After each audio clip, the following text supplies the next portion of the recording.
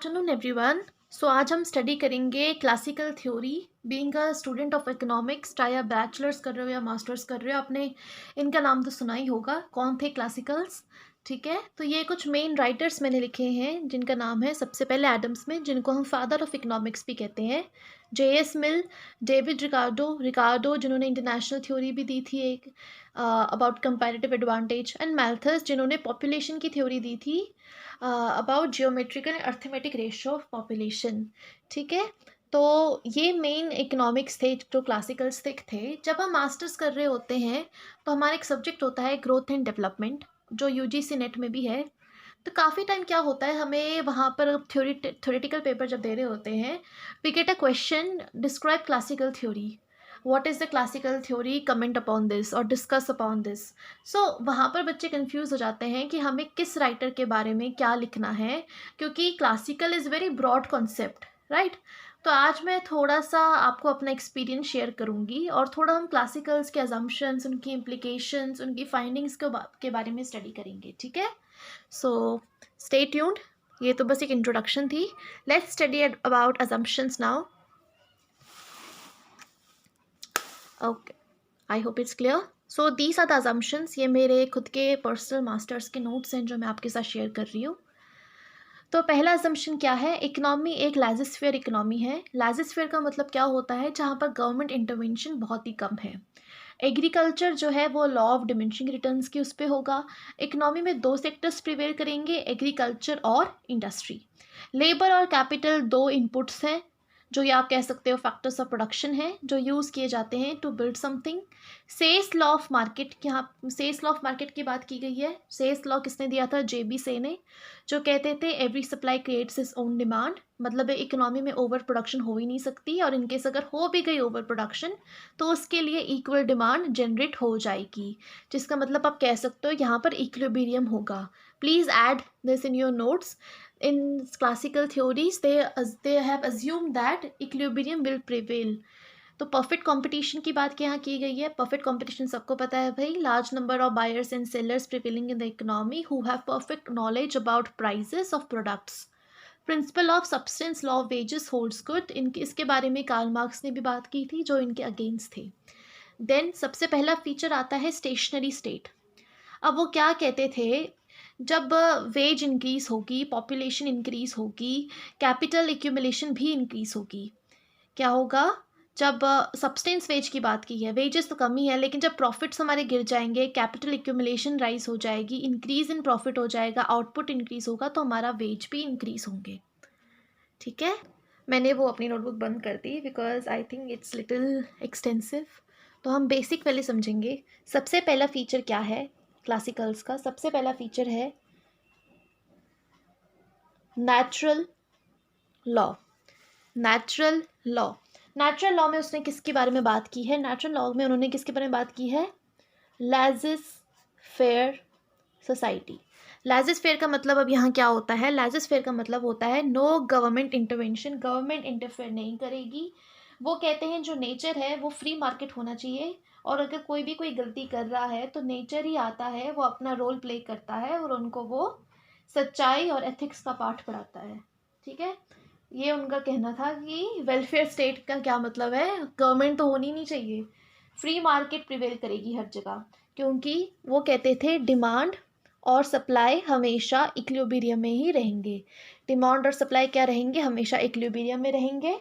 और over production की तो बात ही नहीं होती, जैसे मैंने आपको कभी कहा, demand supply will be in equilibrium as usual. अगर दोनों में से कोई भी अगर इक्वल नहीं हो रहा है तो नेचर की सारी फोर्स इकट्ठा हो जाएगी उनको मिलाने के लिए। वो कहते हैं ना, कायनात मिलाने में साजिश जो भी है, मेरे को भी याद नहीं आ रहा है, but that's the basic thing. Demand and supply will always be equal. Okay, next आता है हमारा दूसरा फीचर, सबसे इम्पॉर्टेंट, डिवीजन ऑफ लेबर, जो आज भी वैलिड है और आज भी इंडस्ट्रीज इसको अप्लाई करती है। Division of labour and specialisation, इसका मतलब क्या था? जो लेबर है, जो हमारे वर्कर है, उनको उनकी स्पेशलाइजेशन, उनको उनके इंटरेस्ट के हिसाब से काम देना चाहिए। ठीक है, जिससे क्या होगा, वो अगर वो एक ही चीज़ को बार बार करते रहेंगे तो वो उसमें स्पेशलाइज हो जाएंगे। ठीक है। वो कहते थे जो भी हमारी प्रोडक्टिविटी है लेबर की और जो प्रोडक्शन है उनकी, वो किस पे डिपेंड करती है, डिवीजन ऑफ लेबर के।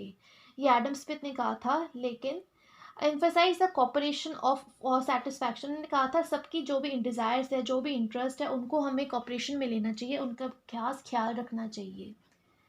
द वर्कर जो उनको लगे, जो जो वर्कर जिस चीज़ में सही है उसको उसकी एबिलिटी, उसकी कैपेबिलिटीज़ के हिसाब से उसको काम देना चाहिए, जिससे वो उस फील्ड में स्पेशलाइज हो सके। ओके। देन थर्ड फीचर आता है इसमें हमारा कैपिटल एक्यूमुलेशन। कैपिटल एक्यूमुलेशन, अब ये तो सब पता है, सबको पता है कि जो कैपिटलिस्ट है उनका मेन मोटिव होता है प्रॉफिट, और जो वेज अर्नर्स है उनका मेन प्रॉफिट होता है क्या, सब्सटेंस वेजेस में काम करना। सो सेव कौन करते हैं, कैपिटलिस्ट करते हैं, ये हमें बोला गया था। कैपिटल एक्यूमुलेशन मोस्ट इंपॉर्टेंट क्यों कहा जाता है, क्योंकि कैपिटल एक्यूमुलेशन से क्या होगा, the growth it is really related to investment. जितनी ज़्यादा इन्वेस्टमेंट होगी उतनी ही ज़्यादा कैपिटल एक्यूमुलेशन होगा, उतनी ही ज़्यादा हमें प्रॉफिट जनरेट होगा कैपिटलिस्ट को। ठीक है। नेक्स्ट आते हैं हमारे agents of growth. Agents of growth कौन थे, फार्मर्स, प्रोड्यूसर्स, बिजनेसमैन। ये इंपॉर्टेंट एजेंट्स है एक बिजनेस के, और ये क्या करते हैं, वो फ्री ट्रेड पे अपना काम करते हैं, कंपटीशन में पार्ट लेते हैं और अपनी एक एंटरप्राइज, अपना वेंचर स्टैंड करते हैं। ठीक है। तो बेसिकली वो क्या कहते थे क्लासिकल्स की, नेचुरल लॉ होगा, लाइजोस्फेयर होगी, डिवीजन ऑफ लेबर होगा, स्पेशलाइजेशन होगी, तो क्या होगा, कॉस्ट ऑफ प्रोडक्शन कम होगी, कॉस्ट ऑफ प्रोडक्शन कम होगी तो प्रॉफिट इंक्रीज होगा, प्रॉफिट इंक्रीज होगा तो उनको ज़्यादा कैपिटल मिलेगी, कैपिटल एक्यूमुलेशन होगा तो प्रॉफिट होगा, प्रॉफिट होगा तो इन्वेस्टमेंट होगी, इन्वेस्टमेंट होगा तो जो प्रॉफिट अर्नर्स हैं, जो बिजनेसमैन हैं, वो ज़्यादा सेव करेंगे, ज़्यादा इन्वेस्ट करेंगे, ज़्यादा इनोवेट करेंगे, और जो वेज अर्नर्स हैं उनको तो सब्सटेंस वेजेस ही मिल रही है। एजेंट्स ऑफ ग्रोथ कौन है हमारे, farmers, businessman and producers. Last but not the least concept उन्होंने एक और बात की थी रिगार्डिंग प्रोसेस ऑफ ग्रोथ। ना प्रोसेस ऑफ ग्रोथ का क्या मतलब है, प्रोसेस ऑफ ग्रोथ सिंपली एक ऐसी टर्म है जो वो कहते थे जैसे जैसे कैपिटल एक्यूमुलेट होगा एक इकोनॉमी में नेशनल इनकम बढ़ेगी, राइट। नेशनल इनकम बढ़ेगी तो इन्वेस्टमेंट बढ़ेगी, इन्वेस्टमेंट बढ़ेगी तो इकोनॉमिक डेवलपमेंट ज़्यादा से ज़्यादा इंक्रीज़ होगी। लेकिन ये जो एक स्टेट है, जो ये प्रोग्रेसिव स्टेट है, ये ऐसा नहीं है कि एंडलेस है, मतलब चलता ही जाएगा कंटिन्यूसली, इसका कोई एंड ही नहीं है, ऐसा बिल्कुल नहीं है। क्यों ऐसा नहीं है, क्योंकि इकोनॉमी में एक ऐसा स्टेज आता है जिसको हम कहते हैं स्टेशनरी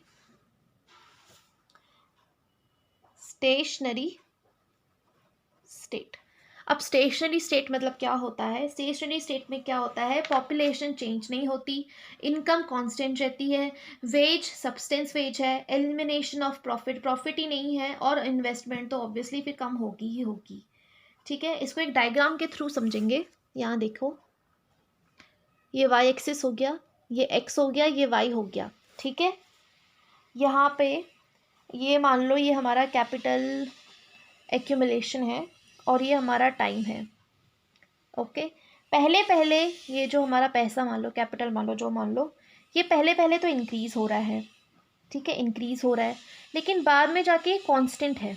क्या है, कांस्टेंट।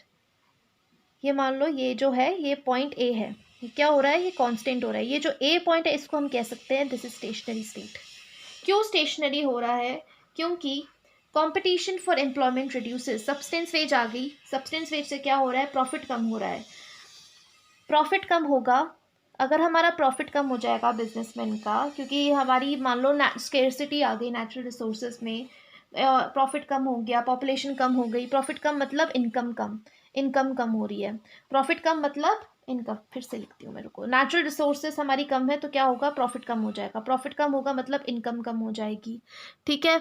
अब इनकम कम होगा तो क्या होगा, इनकम कम होगा तो वेजेस, वेजेस भी कम हो जाएगी, सब्सटेंस वेज आ जाएगी, सब्सटेंस वेज आ जाएगी तो पर कैपिटा इनकम भी कम होगा। अब पर कैपिटा इनकम होगा तो क्या होगा, हमारी जो प्रोडक्शन है वो भी कम हो जाएगी, प्रोडक्शन कम हो जाएगी तो इकोनॉमी एक ऐसे स्टेज पे आती है जिसको हम कह सकते हैं स्टैग्नेशन।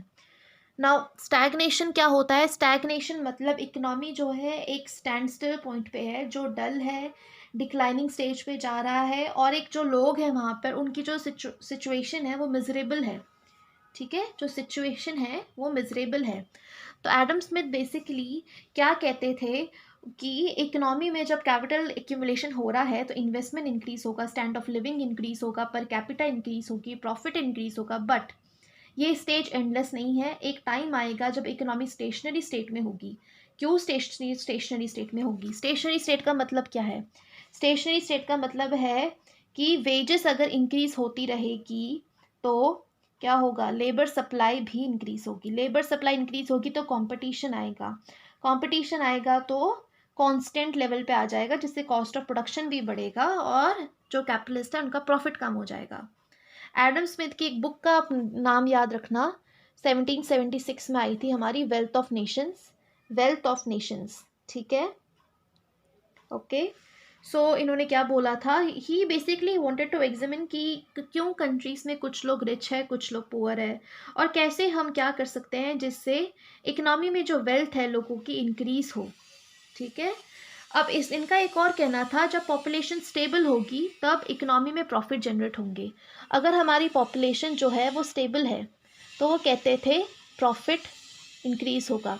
लेकिन अगर पॉपुलेशन बहुत ही ज़्यादा इंक्रीज़ होती रह रही है, इंक्रीज़ बहुत ज़्यादा इंक्रीज़ हो रही है, हद से ज़्यादा अगर पॉपुलेशन इंक्रीज़ हो रही है तो क्या होगा, हद से ज़्यादा पॉपुलेशन इंक्रीज़ होगी तो प्रॉफिट अपने आप डिक्रीज़ हो जाएगा, क्योंकि नेचुरल रिसोर्सेज ख़त्म हो जाएंगे, डिमिनिशिंग रिटर्न्स आएगा, जिससे स्टेशनरी स्टेट पे हम लोग पहुंच जाएंगे। तो आप कह सकते हो स्टेशनरी स्टेट का सबसे बेसिक रीज़न है increase in population, as said by classicals, ठीक है। So this was a basic thing about this. अब क्रिटिसिज्म इसके ज़्यादा कुछ है नहीं, बट जहाँ तक ये सबसे मेन क्रिटिसिज्म तो यही था कि इन्होंने इग्नोर किया रोल ऑफ स्टेट। इन्होंने कहा कि लार्जेस्ट फेयर पॉलिसी आएगी जिससे गवर्नमेंट इंटरवेंशन कम हो जाएगा, है ना। और स्टैटिक मॉडल था, ये काफ़ी स्टैटिक मॉडल था, इन्होंने डायनेमिक एस्पेक्ट्स को नहीं, इन्होंने मतलब रोल का इन्होंने जिक्र किया, इन्होंने टेक्नोलॉजी के बारे में इतनी ज़्यादा बात नहीं की, स्टेशनरी स्टेट के बारे में बात की। लेकिन end of capitalist is not a stationery state, but the progress is not satisfactory, because development जो है वो हमेशा आराम आराम से ही होती है और कंटिन्यूस स्टेज पे होती है। परफेक्ट कॉम्पिटिशन जो इन्होंने बात की, that was basically unrealistic and ignores the role of state and rigid division of society। तो मैं आपको एक फ़ोटो दिखा रही हूँ, आप इसका स्क्रीनशॉट ले लो। ये क्रिटिसिज्म कुछ है जो मैंने लेखी बुक से उठाए हैं। You can take the screenshot basically of this, I think this is very important, या सो आज के लिए बस इतना ही, बस यही था, ठीक है। सो गुड लक एंड पढ़ते रहो, टेक केयर।